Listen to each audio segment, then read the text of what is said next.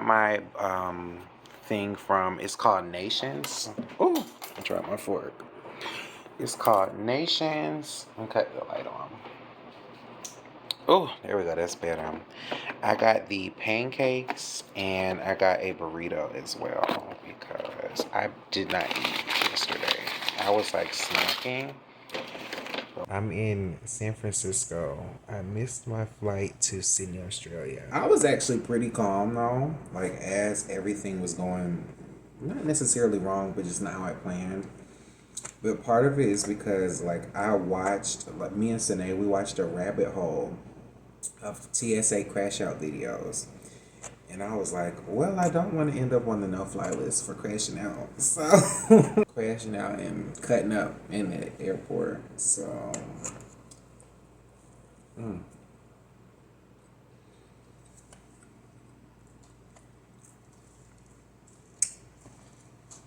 These are good pancakes. I actually wanted to talk to y'all about the movie Moonlight. I watched it for the first time yesterday on my flight. United Airlines, they have Moonlight is one of the movies on there. And I have been avoiding Moonlight forever because the conversation that I saw around Moonlight was that, it's not your happy gay love story. They don't like end up happily together, but I don't know. I felt like they did. Like, you had all this stuff that happened prior. These pancakes are really good. And for my burrito, I did half and half on the meat. I did half bacon. It smells good. And the other half, I did laguca. I looked it up, and it's like some sort of pork. So,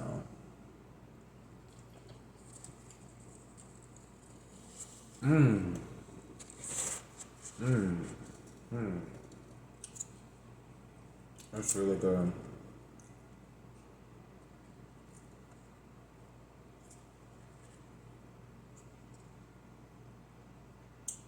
And I can taste the laguca too. That's good. Mm.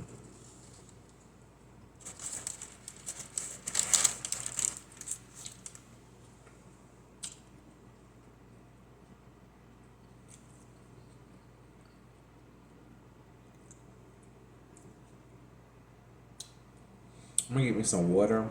I need a bath. I can't do this with no bath. They say never go shopping when you hungry. I think the same applies for ordering food. Y'all, let's just sink water. I ain't feel like ordering a drink. Like it, we ball. I was talking about Moonlight though. I don't necessarily think that it is your torture love story, but I feel like it was talking about queerness through the black community, and I don't know. It was different to see your protagonists. I forgot their names, Sharon and Kevin. So it was different because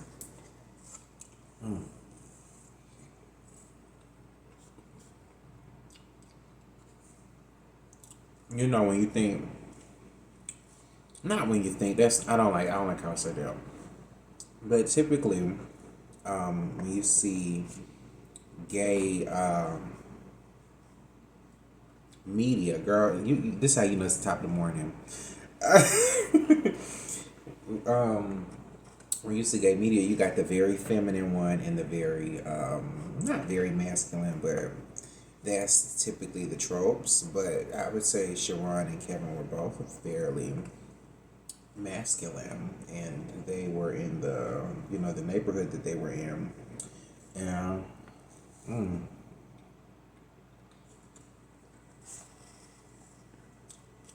it was good. Y'all, I was about to cry on the airplane. Sharon really went through it. He was this quiet dude growing up. I'm fucking these pancakes up.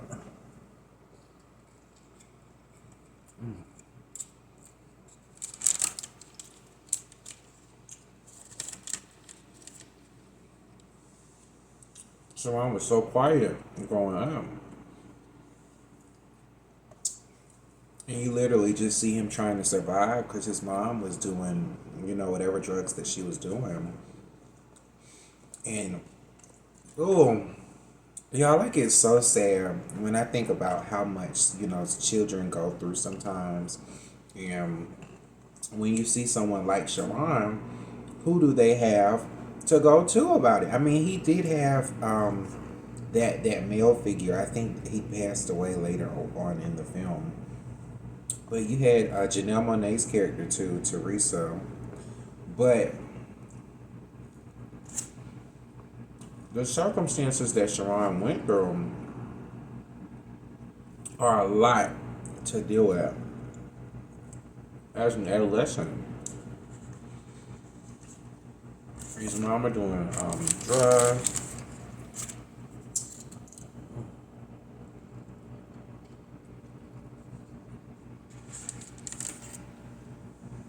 He's getting picked on everywhere he go. That dude with the lights, he pissed me off. Like some people are just bullies, to where they just want to bully anybody to feel good about themselves. But it's different when you get like singled out by a person. Like, I'm going to torture you. Like I hate that. I hate that. I've had not so pleasant experiences growing up where I had to really be like, dang, why are people so mean? Good, you're so good. The real is good too.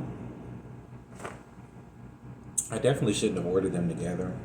It's two different tastes on my palate.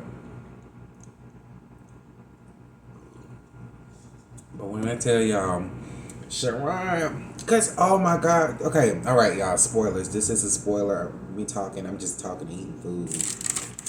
It's not a review.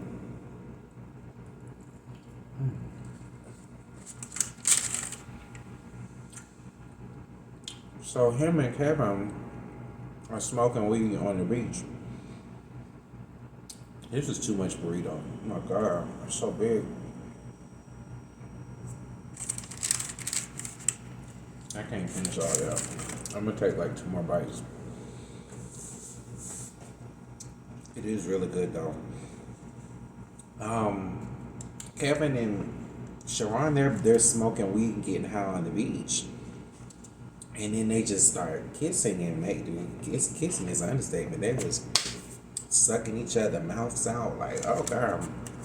And then the bully guy, I don't even know his name, but he irrelevant. So he makes Kevin beat up Sharon, and then they jump in and they start jumping Sharon, and he has blood bleeding from his face, and that's like, you can tell that's when he snapped. Like, oh my God, that nigga came back to school. I thought something else was gonna happen. I'm glad it didn't go that direction I thought it was gonna go. I said, oh Lord. They say leave them people alone. Not leave them people alone. Leave people alone to begin with. Don't be mean to people. I feel bad. I'm not gonna finish that burrito. They're both so filling, but I really had a sweet tooth for these pancakes. Maybe the more I talk, I'll get more appetite for another bite.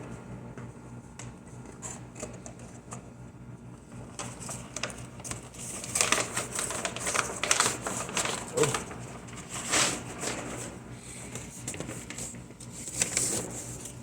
But as I was saying, like, a lot to deal with. Sharon makes out with this dude on the beach, and then he goes to school, and now this dude, ooh girl, I'm full. And then the dude that you was just locking lips with is trying to kill you. Essentially, because he was bleeding and they still kept going. I don't ever advocate for jumping. I don't think there's any defense of jumping someone. Jumping someone could literally kill. People die all the time from getting jumped. So it's just like, dang, that's not cool. So listen, I'm not an advocate of violence, but this was hilarious to me. He comes into the school, and what I was saying, what didn't happen, thank God. He goes into school, throws his book bag on the table, and he picks a chair up and breaks the chair over that nigga back. I said, oh. I mean, really? I didn't see anything. Did you see anything?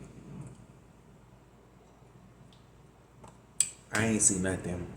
Because it's really like, I mean, that the bully, he just kept going. If he wasn't calling Sharon a faggot, he was like, oh, your mama on drugs. I bet you I could pay your mama suck my dick. Like, oh my God, why are you so obsessed with me? That's what I was saying. Listen, I'm not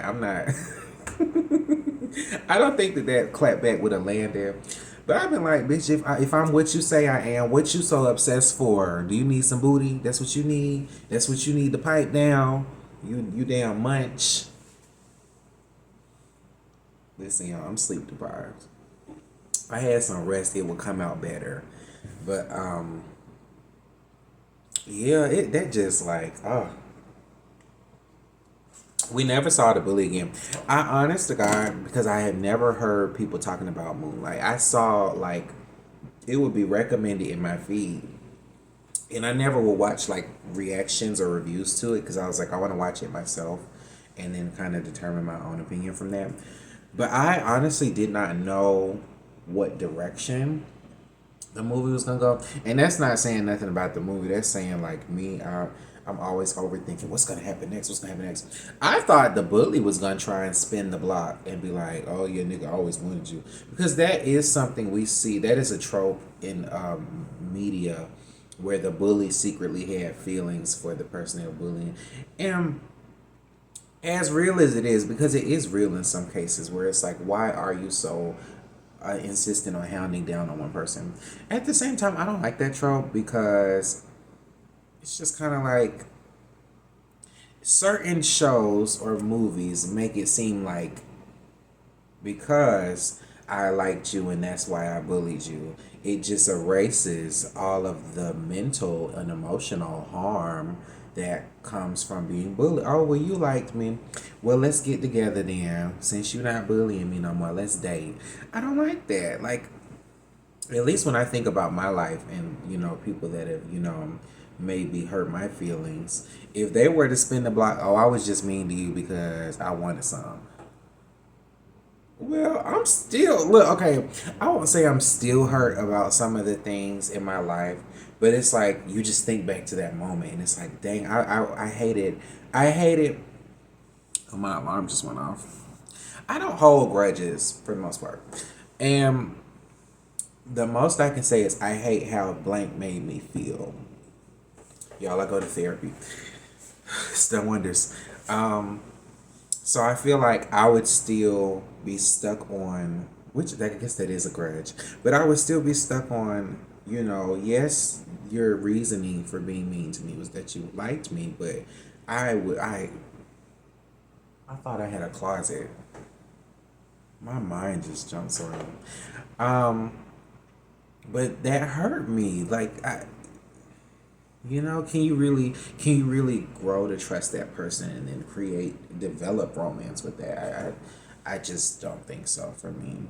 But so Sharon, he goes to juvie after breaking the chair on his back, and it's terrible because when he got jumped, I think the principal was telling him that he needed to press charges. But then, because of the environment that he's in, a typical thing that you see is, oh, you don't snitch on somebody. This is supposed to be an eating video. I ain't eating no more. I'm full, y'all. I'm sorry. But, it's such a thing of, oh, you don't snitch. You don't do this. And, I really don't know what to say to that. Because, girl. Oh, my stomach. In some instances, say he were to press charges, then he's a snitch, and then, it's no telling where that's gonna go, and sometimes it just never stops. Where does it stop? What is the solution? So some people just snap. Um, I almost snapped a few times too. Maybe not to that extent of snapping, but I've definitely been like, dang, I wish I could shove you into a wall or something. Maybe not break a chair over your back. That's a little bit much, but it was entertaining for the movie. Um, so he is in juvie, and then the time jump in the movie is that he's trapping now. He's dealing. I think he's dealing. Let me not. What was he doing? He was doing something to make money, but he said the word trapping. I ain't trying to stereotype nobody, but he was trapping, and then he gets a call from Kevin, and Kevin's like, "Man, what you doing? Oh, I'm a cook now. Let me come cook you some food." So then he drive to go see Kevin, and Kevin he apologizes for that whole thing, and then pretty much he made him some food. He played the music that they used to like, and Kevin was like, "Who are you? Like you're not the person I knew." Because that's what made it so sad, because you have the knowledge. Can I add the flashlight on? Is that gonna make me look better? Oh, girl, I look washed out. Okay, turn it off. um, because you see that Kevin was this quiet. Sharon was this quiet dude in the beginning of the movie, and then because he said it himself in the movie that he became tough. I ain't gonna put it in finger quotes, but he said he made himself tougher while he was in juvie, and he was like, because people, that's what people do when you break people. Because I would say that he got broken. I mean, life happened. So I would say that all of those situations broke him. When you become broken, you have to mold yourself to some extent to get by. Like, it's kind of like, well, what are my options? Because Sharon ain't do nothing to nobody. Like, he was just this quiet dude, and it's like people mess with me then. So if I'm not quiet, and essentially if I make people fear me, then I won't get messed with again. And I hate that. He looked good though when he got out of jail, juvie, whatever. He looked good. You had a grill and stuff. Oh, okay. And then Kevin, I don't know if I would have forgave Kevin. Y'all, look, listen, I'm not a grudge holder, I'm not. But I guess since they were friends for a long time before the whole jumping thing, it is kind of like soft spot for your friend. But anyways, so Kevin's finally like, you're not the person that I know. Like, who are you? And Sharon go back to being quiet.